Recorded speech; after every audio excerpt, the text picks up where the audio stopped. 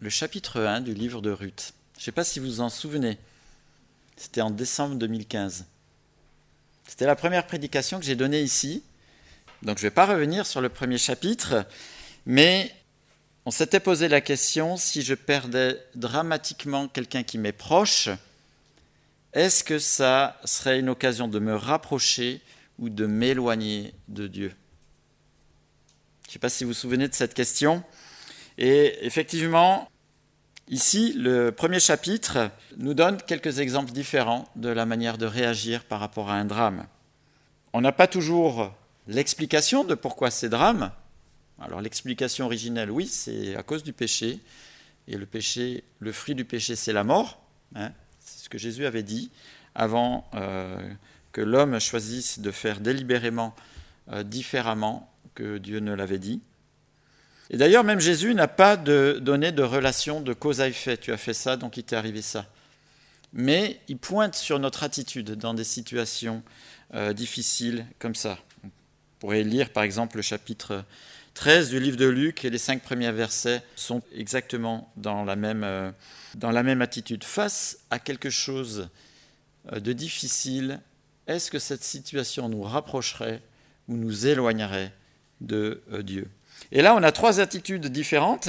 On a celle d'Orpa, qui, avec l'attachement pour sa belle-mère quand même, avec toute la courtoisie, le bon sens, finalement choisit une décision réaliste.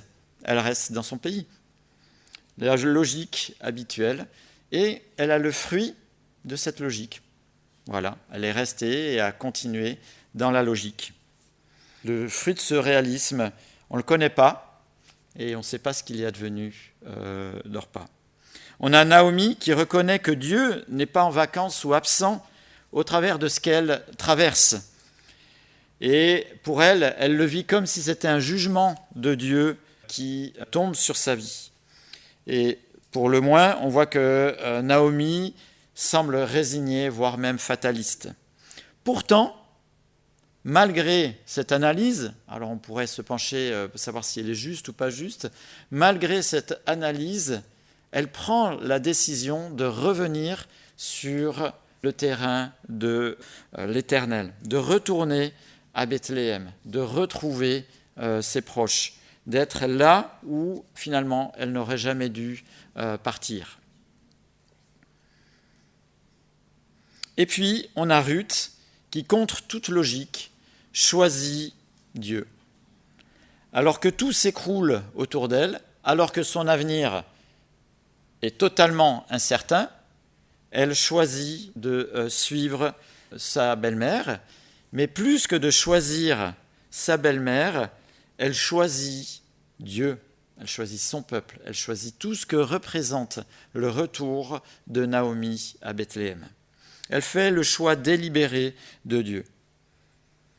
Et pourtant, la démonstration que Ruth avait du peuple de Dieu, qu'elle avait de la famille, sa belle famille, était un exemple relativement négatif.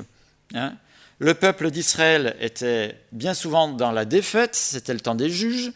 Ils avaient quitté parce que c'était un temps de famine. Le peuple d'Israël était ennemi de son peuple. Son beau-père, son beau-frère, son mari étaient décédés et sa belle-mère était affligée. Et pourtant, elle choisit l'Éternel. Elle choisit le peuple de Dieu. Elle choisit de s'établir là où l'Éternel a établi son peuple. Choix de foi, choix avec les lumières qu'elle a fait. Et puis à la fin de ce chapitre 1, il y a un petit verset, tout à la fin. Elles arrivèrent, donc elles vont en route, elles arrivent à Bethléem. Bethléem, ça veut dire la maison du pain. Et c'est certainement le livre de Ruth est au niveau de la rédaction, au niveau littéraire, d'une qualité extraordinaire. Mériterait de pouvoir regarder les termes, de s'arrêter sur beaucoup d'aspects. Mais Bethléem, ça veut dire la maison du pain. Elles arrivent à Bethléem, et qu'est-ce que l'on sait? C'était au début de la moisson de l'orge. Comme si un nuage, tout d'un coup, allait se dissiper et que peut-être quelque chose de positif allait se passer. Et en cela, je vous invite à lire le chapitre 2 du livre de Ruth. Et si vous remarquez bien, chapitre 1, il y avait une explication qui était Bethléem, qui était qui. Et là, ça va être la même chose au début du chapitre 2. Naomi avait un parent de son mari. C'était un homme puissant et riche du clan d'Elimelech. Il s'appelait Boz. Ruth, la Moabite, dit à Naomi, « Laisse-moi aller ramasser des épis abandonnés dans un champ, derrière celui aux yeux duquel je trouverai grâce. » Elle lui répondit, « Vas-y, ma fille. » Ruth alla ramasser des épis dans un champ derrière les moissonneurs. C'était une prescription légale. Les personnes qui étaient, qui n'avaient pas de revenus, avaient la permission de ramasser ce qui était tombé derrière les moissonneurs. Quand on fait la moisson, on coupe les gerbes, on en fait une botte, mais il arrive que le grain mûr ou en ramassant, on casse quelque chose et puis il reste des petits bouts d'épis à droite et à gauche. Pas beaucoup, parce que les personnes de l'époque, pour elles aussi, ça comptait beaucoup. Donc, glaner, ça voulait dire partir à la chasse au trésor. C'était faire des kilomètres et des kilomètres carrés pour trouver ici un épi, là, etc. C'était fastidieux et incertain au niveau du rendement. Ruth, verset 3, alla ramasser des épis dans un champ derrière les moissonneurs. Elle se trouva dans la parcelle de terre appartenant à Boz du clan d'Elimelech. Or Boz vint de Bethléem. Il dit au moissonneur, « Que l'Éternel soit avec vous. » Il lui répondit, « Que l'Éternel te bénisse. » Pas beaucoup de patrons qui saluent leurs employés comme ça. Boz dit à son serviteur chargé de surveiller les moissonneurs, « À qui est cette jeune femme ?» Le serviteur chargé de surveiller les moissonneurs répondit, « C'est une jeune femme moabite qui est revenue avec Naomi du pays de Moab. Elle a dit, « Permets-moi de glaner et de ramasser des épis entre les gerbes derrière les moissonneurs. » Et depuis son arrivée ce matin jusqu'à présent, elle est restée debout et ne s'est reposée qu'un moment dans la maison. Boz dit à Ruth, « Écoute ma fille, ne va pas ramasser des épis dans un autre champ. Ne t'éloigne pas d'ici, reste avec mes servantes. Regarde où l'on moissonne dans le champ et va après elles. J'ai défendu à mes serviteurs de te toucher. Quand tu auras soif, tu iras au vase et tu boiras ce que les serviteurs auront puisé. » Alors elle tomba le visage contre terre, se prosterna et lui dit, « Comment ai-je trouvé grâce à tes yeux pour que tu t'intéresses à moi, une étrangère ?» Boz lui répondit, « On m'a rapporté tout ce que tu as fait pour ta belle-mère, depuis la mort de ton mari, et comment tu as quitté ton père et ta mère et le pays de ta naissance pour aller vers un peuple que tu ne connaissais pas auparavant. Que l'Éternel te rende ce que tu as fait, et que ta récompense soit entière de la part de l'Éternel, le Dieu d'Israël, sous les ailes duquel tu es venu te réfugier. » Elle dit, « Oh, que je trouve grâce à tes yeux, mon Seigneur, car tu m'as consolé et tu as parlé au cœur de ta servante. Pourtant, je ne suis, moi, comme l'une de tes servantes. » Au moment du repas, Boz dit à Ruth, « Approche-toi, mange du pain, trempe ton morceau dans la vinaigrette. » Elle s'assit à côté des moissonneurs et on lui donna du grain rôti. Elle mangea à satiété et garda le reste. Puis, elle se leva pour ramasser des épis. Boz ordonna à ses serviteurs qu'elle ramasse aussi des épis entre les gerbes et ne lui faites aucun mal. Vous retirez même pour elle des gerbes quelques épis que vous laisserez ramasser sans lui faire de reproche. Elle ramassa des épis dans le champ jusqu'au soir. Puis, elle bâtit ce qu'elle avait récolté. Il y eut environ 22 litres d'orge. Elle l'emporta et rentra dans la ville. Et sa belle-mère vit ce qu'elle avait ramassé. Elle sortit aussi les restes de son repas et lui donna. Sa belle-mère lui dit, « Où as-tu ramassé des épis aujourd'hui? Où as-tu travaillé?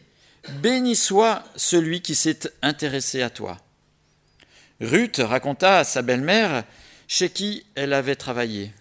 « L'homme chez qui j'ai travaillé aujourd'hui s'appelle Boz, dit-elle. Naomi dit à sa belle-fille, « Qu'il soit béni de l'Éternel, qui garde sa bonté pour les vivants comme pour les morts. Cet homme nous est proche, lui dit encore Naomi. Il est l'un de ceux qui ont droit de rachat sur nous. » Ruth, la Moabite, ajouta, il m'a dit aussi, « Reste avec mes serviteurs jusqu'à ce que nous ayons terminé toute ma moisson. » Naomi dit à sa belle-fille Ruth, « Il est bon que tu sortes avec ces servantes, ma fille, et qu'on ne te trouve pas dans un autre champ. » Ruth resta donc avec les servantes de Boz pour ramasser des épis jusqu'à la fin de la moisson de l'orge et de la moisson du blé. Elle habitait avec sa belle-mère. Quelle histoire! Si ça avait été une chrétienne évangélique occidentale, habituelle, dans la peau de Ruth, elle aurait dit « Aujourd'hui, j'ai vécu un miracle ». Et Naomi, aussi évangéliquement occidentale, aurait répondu « C'est un miracle, cet homme nous est proche, il est de ceux qui ont droit de rachat sur nous. Alléluia !» Et en fait, ça aurait été deux mensonges. Ce que nous montre le chapitre 2 de Ruth n'est pas un miracle, mais la providence de Dieu. Dieu agit dans sa providence quand il fait concourir les circonstances, les lois physiques qu'il a mis en place à la création et pour faire accomplir la destinée qu'il a décidée. Et ce qu'il y a d'intéressant dans la providence, c'est qu'il implique les êtres humains. Un miracle, c'est quand Dieu agit et qu'il va au-delà des lois que lui-même a mis en place pour faire paraître ce qu'il a décidé. Il n'a pas besoin de l'homme pour faire ces miracles, pas toujours. Et je vais à nouveau utiliser une image pour bien qu'on comprenne la différence entre un miracle et la providence de Dieu. J'utilise souvent cette image parce qu'elle me parle beaucoup. C'est comme si vous étiez en voiture et que vous cherchiez une place de parking parce que vous avez un rendez-vous super important qui va peut-être même déterminer à la suite de votre carrière ou je ne sais. Et l'heure avance, l'heure du rendez-vous avance, toujours pas de place de parking. Et vous priez, Seigneur, aide-moi à trouver une place de parking. Et quand vous cherchez comme ça, vous êtes juste à l'entrée peut-être de l'endroit du rendez-vous, juste avant, il y a quelqu'un qui s'en va et vous avez une place de libre. Donc vous parquez, et ça c'est Dieu a répondu dans sa providence. Il a permis à ce que la personne qui était parquée s'en aille au moment où vous aviez besoin de cette place. Par contre, Dieu aurait pu répondre, vous cherchez une place, et puis il y a une voiture qui se désintègre. Ça, c'est un miracle. C'est-à-dire que Dieu est allé au-delà des lois qu'il a mises en place pour accomplir sa volonté. Et là, il n'y avait pas besoin qu'il y ait quelqu'un. Il est intervenu sans impliquer l'être humain. Dans l'histoire de Ruth et de Naomi, qui étaient sans revenus, je ne sais pas si on mesure la précarité dans laquelle elles étaient. Déjà, quand on est veuve, à cette époque, dans le pays d'Israël, on est vraiment au banc de la société. On perd tout. Et c'est d'ailleurs pour ça qu'il y avait ce système de droit de rachat. On reviendra sur ce sujet-là une autre fois. Mais en plus, je ne sais pas si Ruth, peut-être à force d'avoir lu, etc., mais Ruth est une étrangère, quelqu'un qui est haï, une frontalière, qui vient dans le pays de Vaud. Vous voyez ce que elle est quelqu'un qui n'a pas un bon a priori, en plus elle n'a rien. Elles n'ont rien. Et Dieu aurait pu répondre de deux manières. Il aurait pu faire tomber la manne pour Ruth et Naomi. Et oui, c'est biblique. Donc Naomi aurait pu dire « Au nom de Dieu, je t'ordonne que la manne descende et que je sois nourri par la manne. » Mais Dieu n'agit pas habituellement de tel. Dieu agit généralement au travers de la providence, de la divine providence. Dieu a fait que, comme par hasard, mais il n'y a pas de hasard, Ruth choisisse un champ sans se rendre compte que c'était un champ qui était de la parenté de Naomi.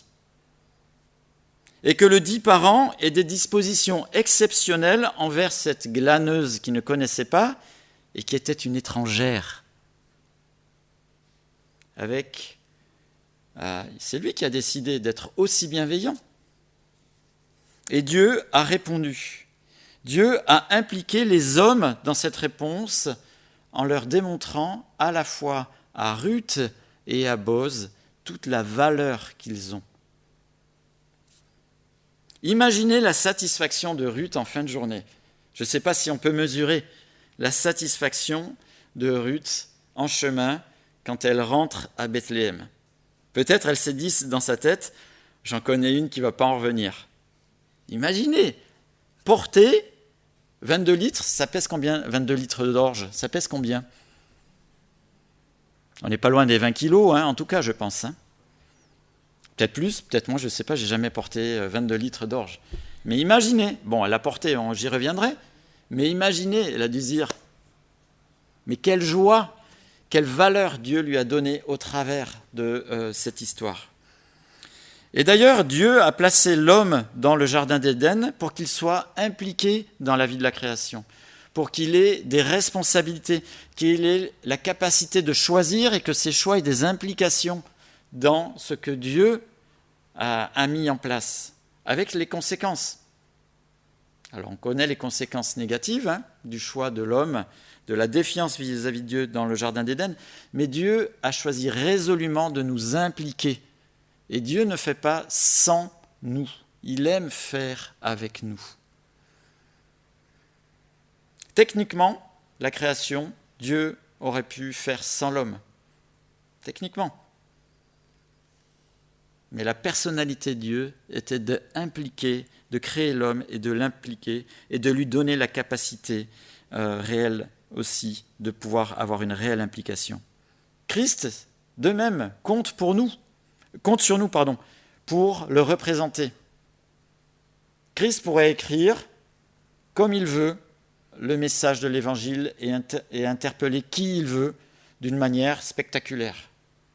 Mais Dieu a choisi que nous soyons les représentants de Christ et que nous soyons impliqués pour que nous puissions rayonner de lui, pour qu'on puisse voir au travers de nous l'œuvre de Christ. Alors on pourrait croire que je pinaille ou que je chipote entre les deux mots, entre miracle et entre providence. Mais je crois que la distinction, elle est d'importance. Parce que, à force d'utiliser le terme miracle à tort et à travers, nombre de croyants en Christ vivent d'énormes frustrations.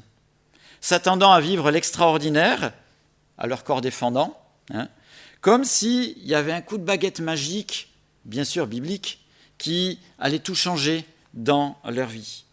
Et puis finalement, rien ne vient, à part le doute ou le découragement, parce qu'on a mis notre espérance dans le miraculeux et on n'a pas mis notre espérance en Dieu. La finalité n'est pas le spectaculaire, la finalité c'est Dieu. Si on est là ce matin, on n'est pas là pour la belle musique, on n'est pas là pour Louise, on n'est pas là pour m'écouter, on est là pour Dieu. Nous n'avons pas besoin de miraculeux, mais nous avons besoin de Dieu.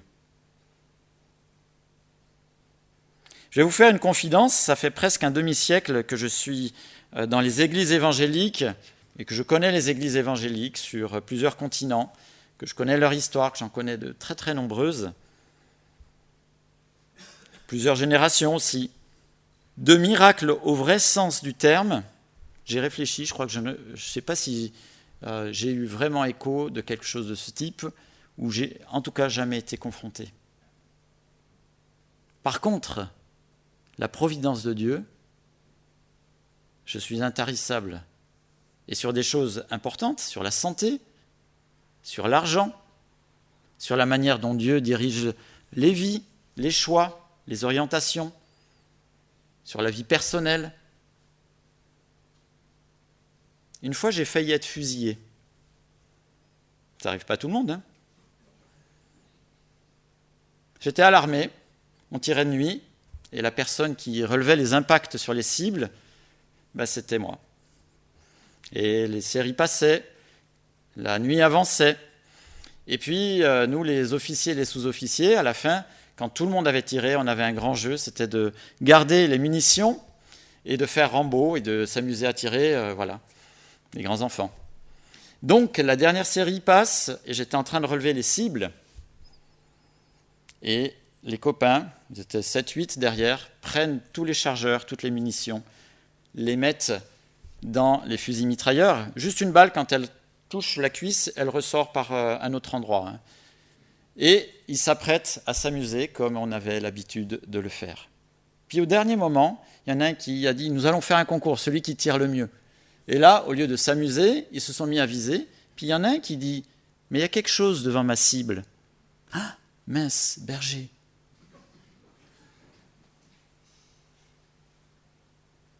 Merci Seigneur, mais c'est sa providence. Un miracle, ça aurait été qu'il tire et que les balles se désintègrent.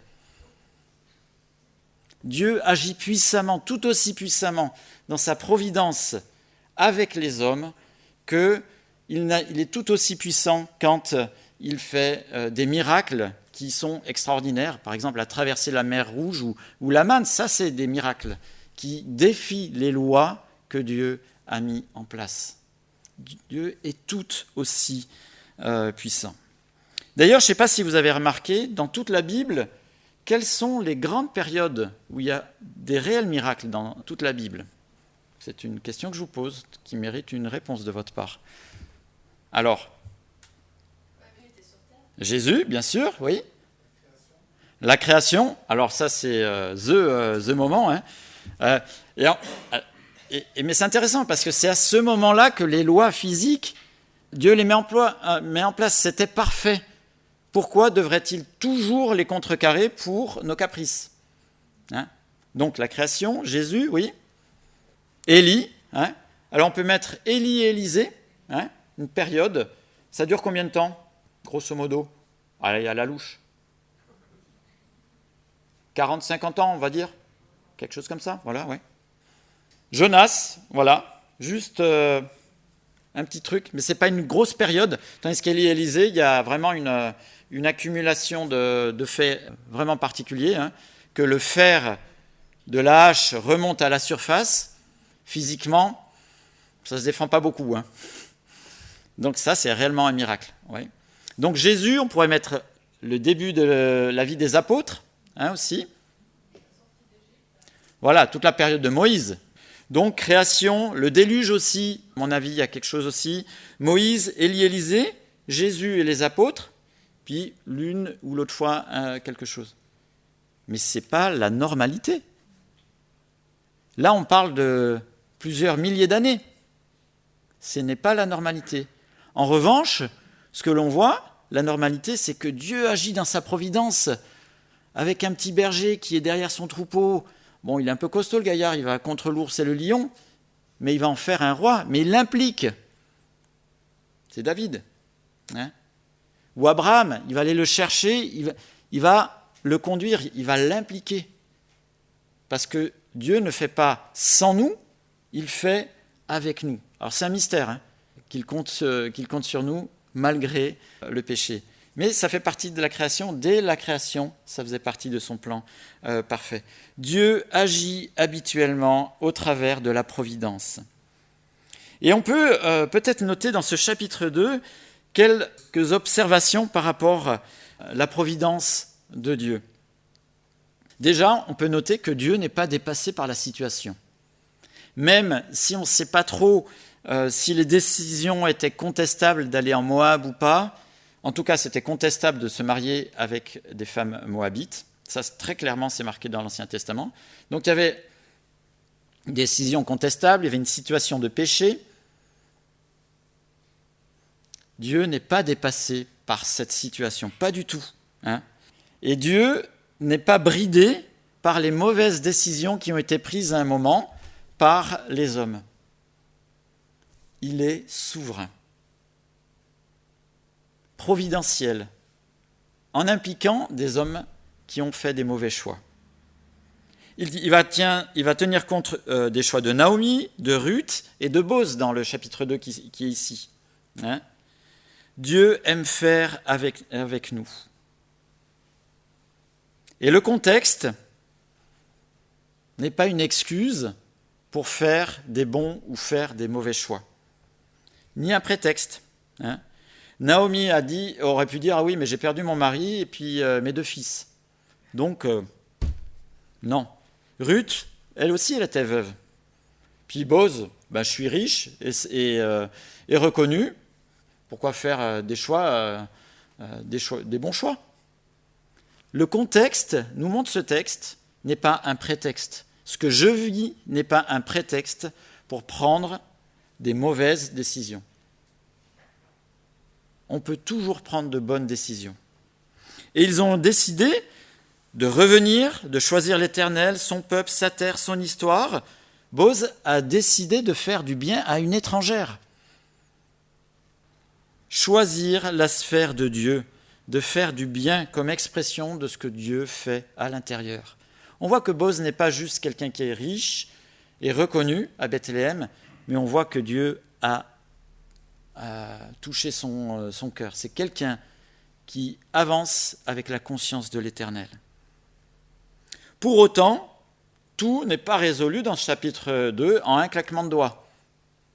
Et d'ailleurs, même au chapitre 1, toute l'histoire, quand on arrive ici au moment où elle glane, il semble en tout cas qu'il y ait eu 10 ans qui soient passés dans le pays de Moab. Est-ce que c'était 10 ans après la mort d'Elimelech ou on ne sait pas trop. Mais cette histoire, elle dure sur des années quand même. Nous, on le lit facilement en quelques minutes, mais c'est une histoire de vie, une vraie histoire de vie. Et au travers de cette histoire de vie, Naomi, elle aurait pu tout balancer. Ruth refaire sa vie comme Orpa. Même dans cette situation délicate, ce qui est intéressant, c'est de voir que Dieu agit avec providence. Je pense que Ruth ne s'en rend pas compte tout de suite, mais Ruth, elle a dû se mettre à l'ouvrage. Elle a dû aller glaner. Glaner, c'est fatigant et c'est honteux. Quand on est glaneuse, c'est qu'on signe à nouveau qu'on est quelqu'un qui est tout en bas de l'échelle de la société.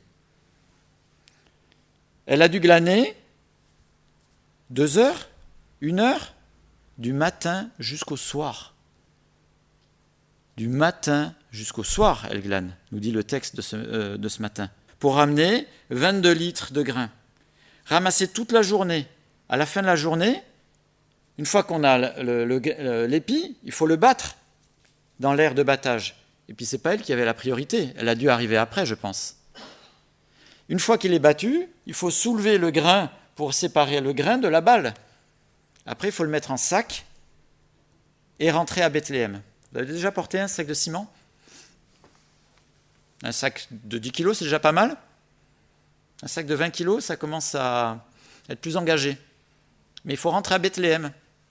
Je ne sais pas si d'ici elle habitait à la Riponne, mais il faut quand même le faire à pied. Ça m'étonnerait qu'elle sentait Chanel numéro 5 quand elle est rentrée. Ce que je veux dire par là, c'est qu'elle a travaillé durement. Mais quelle satisfaction, épi après épi, de voir ce qui s'amassait. De voir que, vous voyez le nuage qui s'en trouve, quelle satisfaction. Et puis tout d'un coup, de voir que les moissonneurs ont laissé 1 ou 2 des épis pour elle.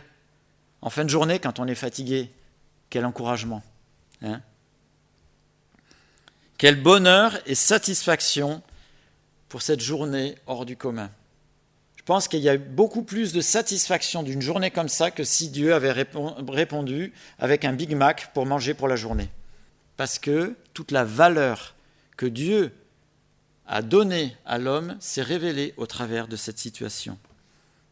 Dieu avait mis tellement de moyens à leur disposition pour répondre à leurs besoins, des moyens qui étaient autour d'elle, qu'elle n'avait peut-être pas perçus, mais Dieu avait prévu ces moyens autour d'elle pour pouvoir y répondre, pour ramasser. Il n'y a pas que l'attitude de Ruth dans ce moment de providence. Il y a l'attitude de Boz aussi qui est très, très, très importante. Il aurait pu arriver dans le champ. C'est qui, elle? Très bien, mais qu'elle continue à glaner. Et ça aurait été extraordinaire déjà.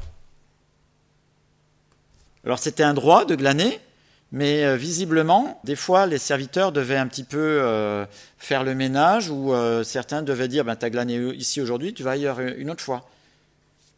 C'était un droit de glaner, mais ce n'était pas une obligation d'être prévenant. Surtout, Boz s'est risqué à faire du bien à celle qui n'était rien, une étrangère, une veuve. Boz va au-delà du droit, Boz fait du bien. Il assure à Ruth la place pour toute la récolte, il assure sa sécurité, le rafraîchissement, le repas et des largesses dans le glanage en laissant des épis pour elle. Boz n'a pas servi le droit, Boz a fait du bien. La providence de Dieu s'exerce avec les hommes. Et ce qui est frappant aussi, c'est de voir que, sans que toute l'histoire soit racontée, parce qu'on connaît un petit peu l'issue de l'histoire du livre de Ruth, mais à la fois Ruth et à la fois Boz ont conscience de remercier l'Éternel, d'avoir cette part qui n'est pas juste j'ai eu de la chance aujourd'hui au loto. Non, ils ont conscience que Dieu est au-dessus de leur situation. Et c'est un encouragement pour nous, je trouve, cette histoire. On est peut-être dans l'une ou l'autre chose qui nous préoccupe. Ce que nous dit cette histoire, attendez-vous à Dieu. Ne vous attendez pas à un miracle. Attendez-vous à ce que Dieu conduise les choses. Et ça ne va pas peut-être se faire en un tweet ou en un mail. Ça va peut-être prendre du temps. Mais la souveraineté de Dieu, tout aussi puissante, tout aussi agissante quand elle travaille avec les hommes dans sa providence et qu'elle fait concourir les choses. Parce que la fin du livre de Ruth, du chapitre 2 de Ruth, Ruth est toujours une glaneuse. Elle est toujours veuve, elle est toujours au bas de l'échelle. Mais bon, elle a pu travailler pendant 2 mois ou peut-être un petit peu plus chez quelqu'un qui était généreux. Donc je ne sais pas combien elle a pu ramasser, ça l'histoire ne le lit pas, pendant toute cette période où elle a glané. Je ne sais pas si elle a fait 20 litres ou 22 litres tous les jours, peut-être, je ne sais pas. Mais donc il y a l'orge et le blé, ça représente 1 mois ou 2 mois suivant comment ça se présente, où Ruth tous les jours et allait, quand les moissonneurs étaient dans les champs, et allait ramasser derrière. La fin de l'histoire, Ruth, elle est toujours glaneuse. Et Boz, ici au chapitre 2, Boz reste toujours un notable, riche et reconnu. Certes gentil, mais la situation sociale n'a pas changé. Par contre, Ruth a perçu que quelque chose se passait avec l'Éternel. Et nous, on est peut-être dans des situations identiques. On n'a pas encore vu peut-être l'issue, le bout du tunnel, etc. Mais c'est un puissant encouragement à nous dire, Dieu peut et agit.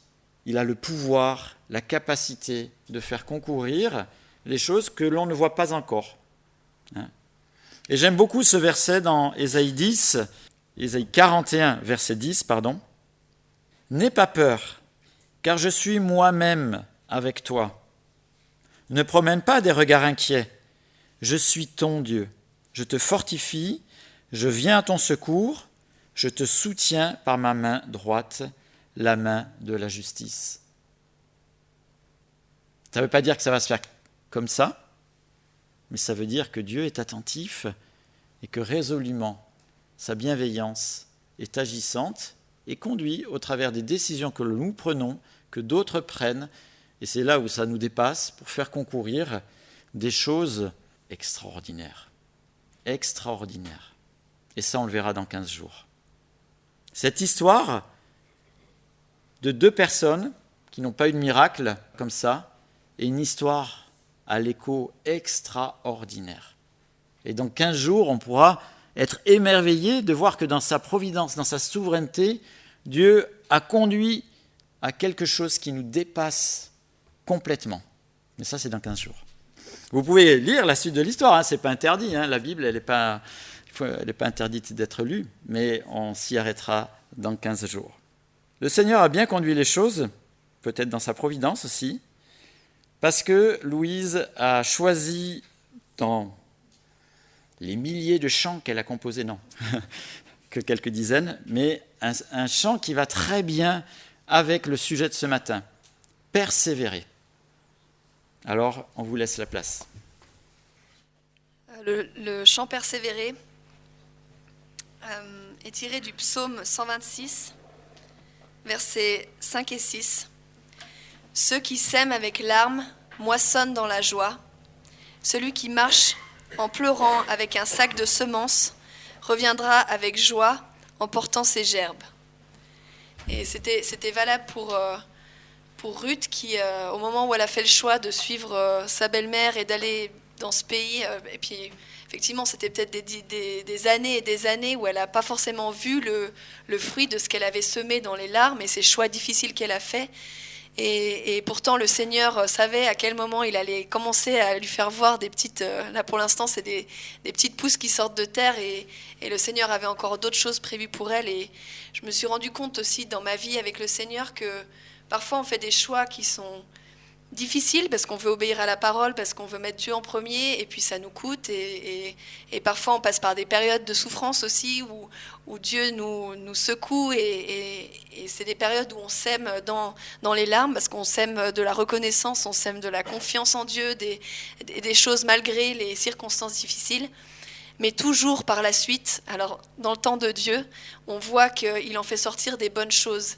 Et ce qu'on a semé, on le récolte dans la joie autant que Dieu a prévu. Parfois, on récolte des choses sur la terre. Parfois, ce sera seulement quand on sera au ciel avec lui qu'on pourra voir le fruit de ce qu'on a semé.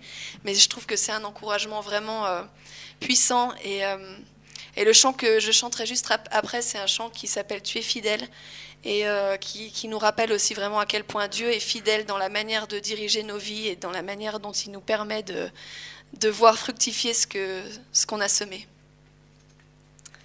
Persévérer.